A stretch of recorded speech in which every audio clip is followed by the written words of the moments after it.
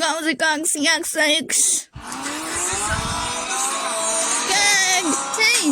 Ei! Tää liikkuu! Mun on paras ruuvata tää takas kiinni. Noin, nyt se on hyvin hienoa, kun selvittiin. Oho, anteeksi.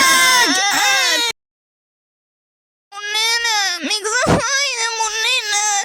Mä en kiinnota enää tää.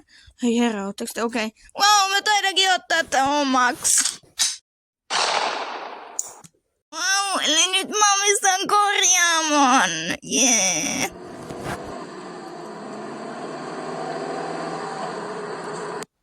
Hei anteeksi, onks täällä ketään? Joo, kyllä mä oon. Mitä sais olla? Jos laitettais nastat renkaisiin. Ei kun siis enemminkin silleen kitkatalle. Okei, no anteeksi, mä pistän.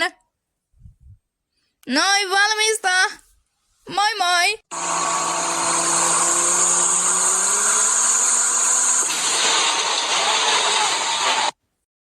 Hei, haluatko ostaa uuden auto? Okei, monta heppää siinä on. Tällä hetkellä 2, se löytyy tuolta vasemmalta. Hei, oisit sä kiinnostunut uuden auton ostamisesta? No itse asiassa joo. Selvä, mennään tonne ja kirjoitetaan paperit, mut siinä on kyllä vähän herkkä ohjaus.